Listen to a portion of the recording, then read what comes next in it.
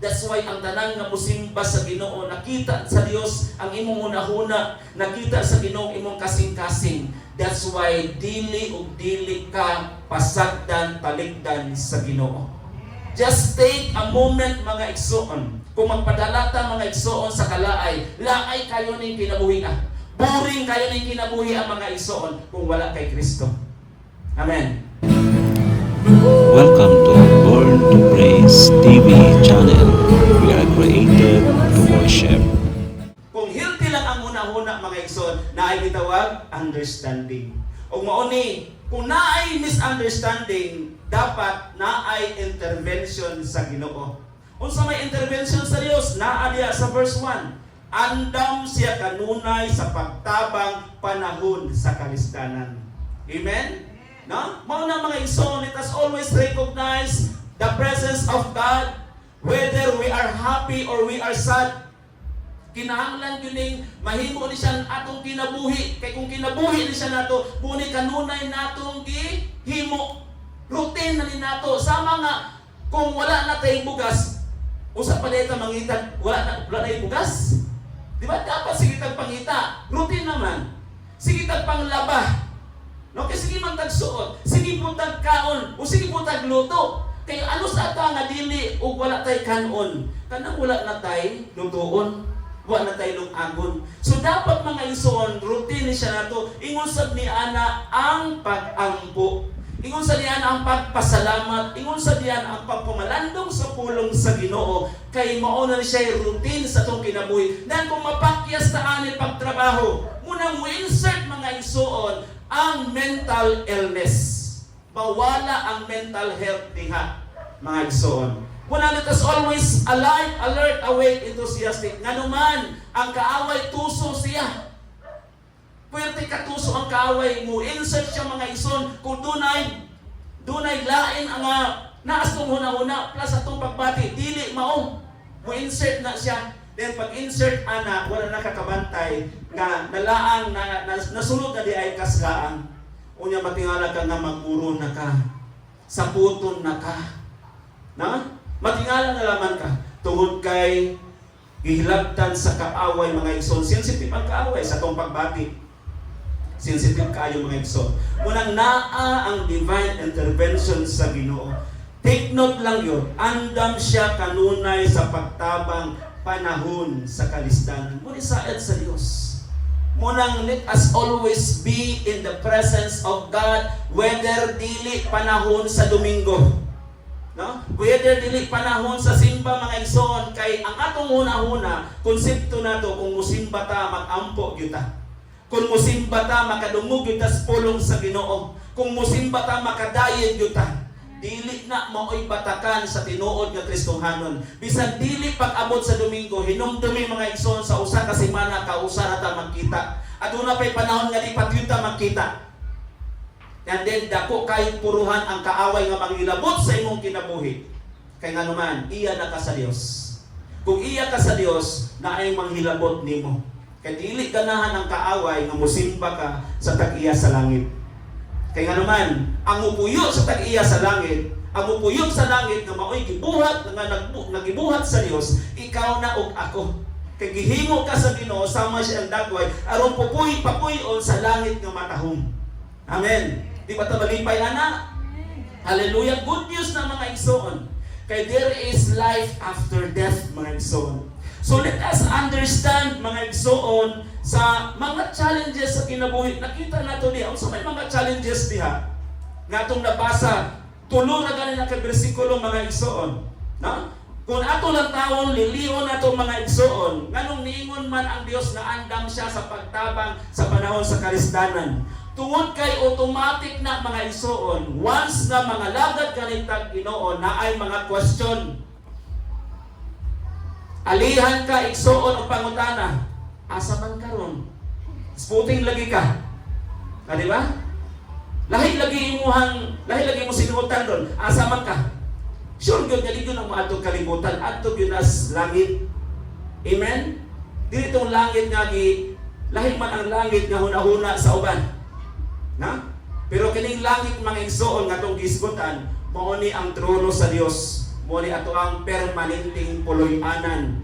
Nga diin ditong dapita mga igsoon, wala nay kagutong, wala nay kasakit nga atong mga katagamtaman, pahiran sa Dios ang atong mga luha. Mo ni saad sa Ginoo. Then kung mo give up ta, kinsa pa may mupahid. Ay, okay na pastor, mo give up ko kay naa mo mupahid sa akong luha, naman akong uyab. Sure ka? Napahiran kasi mong uyab? Amen? Hinumdumi mga igsoon, kung doon na kay uyab, diri na sa kalibutan. Pero pag-abot ni mo sa langit, wala na ilaing tag-iya nimo si Jesus na. Kaya si Jesus mo mupahid sa imong mga luha. Pagkanindot mo mga igsoon. Hallelujah. Muna ang panahon sa pagdaig mga igsoon, mahimo kong bingit. Usa nang bingit? Daling mo hilap. Nga naman, tungod kay kanunay nag-convey ang presensya sa Ginoo when we worship God. When we worship Him, would you imagine? He is our friend. In fact, He is our Savior. No? Siya nga to ang abyan, best friend nato. In fact, siya ang Diyos. Di ba? Siya ang naghatag na itong kinabuhi, pero siya itong best friend. Right? Unya, nagsimba ka mga igsoon, dili tao imong gisimba, kundi ang hari sa tanang mga hari, ang Ginoo sa tanang mga Ginoo. Then worship is the greatest privilege. Pribiliyo ng mga igsoon mo nag-ayaw paltas pagdayeg sa hari sa tanang mga hari, no matter what circumstances hinders your way. Bisan unsang mga igsoon nga mga trouble, mga igsoon nga mubabag sa imuhang pagsimba kay mo ni kabubuton sa Ginoo mga igsoon, hinumdumi na every seconds it is mandated by God. Gikwenta na sa Ginoo mga igsoon. Asa ka panahon anang Domingo kung nagpadala bakas imong mga problema. Always understand the mental health nga naay mga challenges. Gawas ang mga igsoon, atong i-recognize ang impact sa stress and anxiety kung wala ang Dios nga mupahid sa imong hunahuna, kung wala ang Dios nga mutambal sa imuha mga igsoon. Basaha ang pulong sa Ginoo. Aron nga ang impact sa stress, ang impact sa mga kagulanan, dili mga igsoon mududot sa imuha. Dili mga igsoon mukuha sa kalipay nga naa ka nagihatag sa Dios sa imuha. Munang balantayan mga igsoon. Mubarta gani ka og usa ka bisis, then dako na kayo na siya kahimuan. Para sa pugod ana god nga sa tulo ka adlaw ikapila man kamukaon. Kung di ka mukaon mga igsoon usa ka bisis sa usa ka adlaw dunay mahitabo sa imong kinabuhi.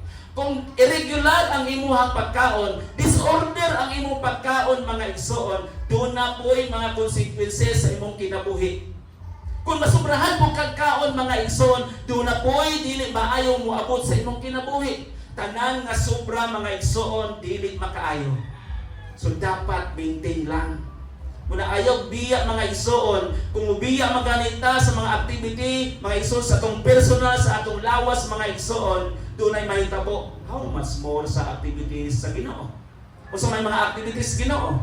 Paminaw sa pulong sa Ginoo, pagbasa sa pulong sa Ginoo, pag-ampo, pagdaig, pagsimba. Muni ang mga activity nga makapalig-on sa atong mental health sa Dios. Kaya kumundang ka ang mga igsoon, sige na paminaw mga igsoon sa mga stress, sa mga problema, walay bugas, walay paniunto, unsa pa na diha, doon na pa'y mga problema sa ako ang mga higala. Doon na pa'y mga tambag, mga igsoon sa social media, labi na kung tiglantaw ta. Mapawala yun mga igsoon ang mental health na gihatag sa Dios. Hinumdumi ang mental health, biblical meaning sa mental health. It emphasizes the importance of healthy heart. Mahimong healthy lang ang atong heart kung ato aning hanigan sa mga pag-ampo, hanigan sa pagpamalandong sa pulong sa Ginoo. Kaysa pagpamalandong nato sa pulong sa Ginoo mga igsoon, atong nabasa ang huna-huna sa Dios. Atong pagpakan si Lord mga igsoon. Mabasa nato tungod kay ang pulong sa Ginoo huna-huna na sa Dios. Amen. Munang importante kaayo ang pulong sa Ginoo. Man does not live by bread alone. Dili mabuhi ang tao sa panlamang. Dili mabuhi mga igsoon. Hallelujah. Ang pinakimportanteng pagkaon nato kanang word of God, which is the food of our soul. No? Pagkaon sa atong kalag aron magpabilin ang atong mental health, a good heart, a sound mind, and a sound body.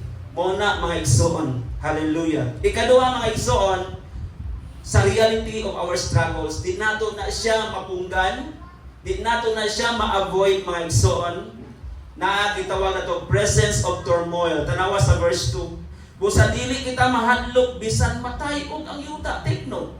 Grabe na ni. Mura na ni second coming mga igsoon. Mura na great tribulation. Pero wala pa natayo pa ang kalibutan. Wala na tayo. Gamay pang pagtayo na igor mang naliki. Amen. No? Naagi panahon mga igsoon sa katapusan sa pagbalik sa anak sa tao nga mao si Jesus, muliki mapikas gyud ang yuta. No? Mao po sa among science mga igsoon, na atay mga planeta. 8 ka mga planeta mga igsoon nga naglibot sa ato ang sun. Ug unya kada planeta naani sila gatuyok ni siya sa kabalingon nilang dalan. Normal pa ang pagtuyok, pero sa pagbalik sa Ginoo, usa sa gisgutan ni Jesus diya sa Matthew chapter 24. Na kining mga planeta, mga igsoon, mga hulog diri sa yuta. Kay dili na sila mga igsoon maglibot sa kaugalingon nilang orbit, dili na normal. Ang uban mga igsoon kung duol sila sa sun, mas hinay ang ilang pagtuyok. Na? Hinay ang ilang pagtuyok. Kung layo sila sa sun, mas paspas ang ilang pagtuyok. Mauna nga kung kinsa tong duol sa sun, paling pagkainita. So kita karon mga igsoon, wala gihalok na tas adlaw kay paling mang pagkainita. Gibati ba mo sa akong gibati karon? Na pwede na pagkainita, gipalingot na nga ko ang sunod din ng gabita. Pero glory to God na gihapon mga igsoon. Tungod kay part na mga igsoon sa ato ang pagdayi, pagpangalagad sa Ginoo. No? Muna yun na mas matay og man, bisan matay og man ang yuta og matumpag ang kabukiran. Take note, pagtayo o pagtumpag. Human sa pagtayo og mga igsoon, mga tumpag na. Hallelujah. Unsay saad sa Ginoo mga igsoon sa verse 1, andam siya kanunay sa pagtapang panahon sa kalisdanan. Ang kalisdanan nga gismutan din mga igsoon mo ni mga bersikulo 2 o bersikulo 3.